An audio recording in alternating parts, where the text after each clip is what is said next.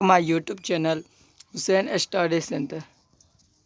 तो देखिए हम इस वीडियो में पढ़ रहे हैं कि क्लास टेंथ का जो फिजिक्स है, फिजिक्स का फर्स्ट और सेकेंड यानी भारतीय भवन में फर्स्ट सेकेंड और एनसीईआरटी में फर्स्ट, ये है प्रकाश का प्रवर्तन एवं अपवर्तन। ठीक है, तो इसका जितना भी नोट्स है सभी को यहाँ पर बनाया जाएगा, दिखाया जाएगा। ठीक, तो चलिए स्टार्ट करते हैं। सबसे पहले हम पढ़ेंगे कि प्रकाश क्या है। तो प्रकाश वह ऊर्जा है जिसके सहायता से हम वस्तुओं को देख सकते हैं। प्रकाश, जहाँ प्रकाश होता है वहाँ हम कुछ भी देख सकते हैं। ठीक, अगला कि प्रकाश के गुण। तो चलिए पहला पॉइंट इसका, प्रकाश सरल यानी सीधी रेखा में गमन करती है। प्रकाश विद्युत चुंबकीय तरंग है, इसीलिए इसे चरण के लिए माध्यम की आवश्यकता नहीं पड़ती है। ठीक, सही बात है। प्रकाश अपारदर्शी वस्तु की तीक्ष्ण छाया बनाती है। प्रकाश का चाल निर्वात में सबसे अधिक है, 3 × 10⁸ मीटर पर सेकेंड। ठीक, आगे है प्रकाश का अपवर्तन। प्रकाश का अपवर्तन क्या होता है? प्रकाश का प्रवर्तन। तो प्रकाश का प्रवर्तन है कि उच्च कोटि की पालिश किया हुआ पृष्ठ जैसे कि दर्पण अपने पड़ने वाले अधिकांश प्रकाश की प्रवर्तित कर देता है, इसे हम प्रकाश का प्रवर्तन कहते हैं। ठीक, अगला है कि प्रकाश के प्रवर्तन के नियम, यानी प्रकाश के प्रवर्तन के 2 नियम होते हैं, वो यहाँ पे हम दिए हैं। देखिए, प्रकाश के पहला नियम है कि आपतन कोण और परावर्तन कोण के बराबर होता है। आपतित किरण दर्पण के आपतन बिंदु पर अभिलंब तथा परावर्तित किरण सभी एक ही तल में होता है। देखिए, आपतित किरण कहेंगे किसको, जो एक जैसे ये है सतह, इस पर जो प्रकाश पड़ेगा उसे हम आपतित किरण कहते हैं। जो वापस मुड़ के चले जाएगा उसको हम परावर्तित किरण कहते हैं। ठीक, और जो बीच में रहता है वो अभिलंब। ठीक है, ये है यहाँ जो कोण बनाएंगे वो परावर्तन कोण, इस साइड आपतन कोण। ठीक, आगे है प्रतिबिंब।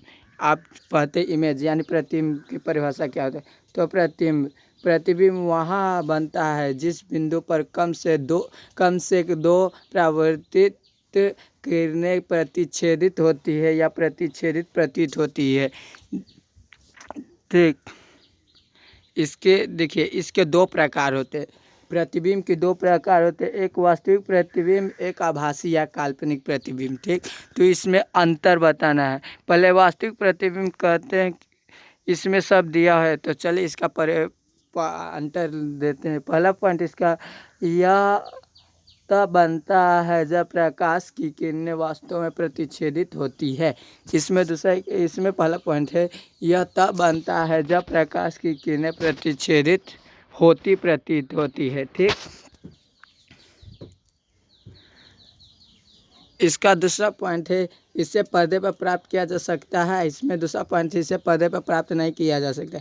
इसका प्रतिबिंब उल्टा होता है। ठीक, इसका प्रतिबिंब सीधा बनता है।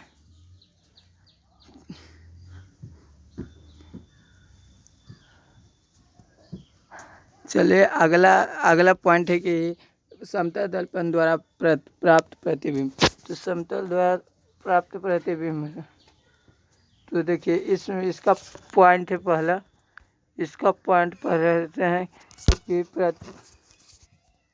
इसका पॉइंट है पहला, आभासी एवं सीधा होता है। प्रतिबिंब का आकार वस्तु के आकार बराबर होता है। प्रतिबिंब दर्पण के उतने पीछे बनता है जितना वस्तु दर्पण के दूरी होती है।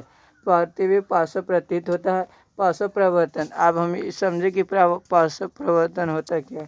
तो पार्श्व प्रवर्तन, इसमें वस्तु का दायां भाग बायां प्रतीत होता है और बायां भाग दायां। ठीक, अब इसके आगे कि गोलीय दर्पण देखिए, गोलीय दर्पण इतना, तो इसको हम जितना बड़ा बनाएंगे उतना बड़ा बनेगा। ठीक, तो गोलीय दर्पण है कि गोलीय दर्पण का परावर्तक तल अंदर की ओर या बाहर की ओर वक्रित होता है। गोलीय दर्पण का दर्पण जिसका परावर्तक पृष्ठ अंदर की ओर और अर्थात गोले के केंद्र की ओर वक्रित होता है वह अवतल दर्पण कहलाता है। समझ में? देखिए इसमें क्या बोल रहा है, गोलीय दर्पण का परावर्तक अंदर की ओर बाहर की ओर वक्रित गोलीय गोलीय दर्पण का जिसका यानी उत्तल दर्पण और अवतल दर्पण। ठीक,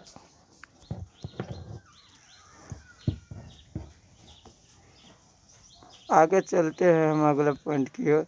गोलीय दर्पण में सामान्यतः प्रयुक्त होने वाले कुछ शब्द। तो चलिए स्टार्ट करते हैं। तो इसमें है पहला पॉइंट ध्रुव, यानी ध्रुव क्या है? तो ध्रुव गोलीय दर्पण के परावर्तक पृष्ठ के केंद्र को ध्रुव दर्पण का ध्रुव कहते हैं। यह दर्पण के पृष्ठ पर स्थित होता है। ध्रुव को प्रायः पी अक्षर से निरूपित किया जाता है। ठीक, इसे पी द्वारा सूचित किया जाता है। मुख्य अक्ष, मुख्य अक्ष गोलीय दर्पण के ध्रुव तथा वक्र त्रिज्या से गुजरने वाली एक सीधी रेखा को मुख्य अक्ष कहते हैं। मुख्य अक्ष दर्पण के ध्रुव पर अभिलंब है।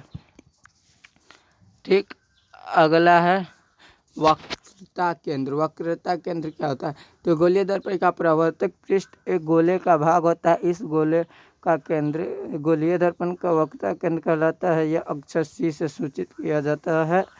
ठीक, अब है वक्रता त्रिज्या। तो गोलीय दर्पण का परावर्तक पृष्ठ जिस गोले का भाग है उसकी त्रिज्या दर्पण की वक्रता त्रिज्या कहलाती है। इसे अक्षर आ से सूचित किया जाता है। द्वारक किसे कहते हैं? तो गोलीय दर्पण के परावर्तक पृष्ठतल की वृत्ताकार सीमा रेखा का व्यास दर्पण का द्वारक कहलाता है। इसे mn द्वारा सूचित किया जाता है, कैपिटल mn द्वारा। ठीक, अगला है फोकस, मुख्य फोकस। तो मुख्य फोकस क्या है? मुख्य फोकस मुख्य अक्ष पर वह बिंदु जहां मुख्य अक्ष के समांतर किरणें आकर मिलती है या परावर्तित किरणें मुख्य अक्ष पर एक बिंदु से आती हुई महसूस होती है, वह बिंदु गोलीय दर्पण का मुख्य फोकस कहलाता है। गोलीय दर्पण के ध्रुव तथा मुख्य फोकस के मध्य की दूरी फोकस दूरी कहलाती है। इसे f द्वारा सूचित किया जाता है।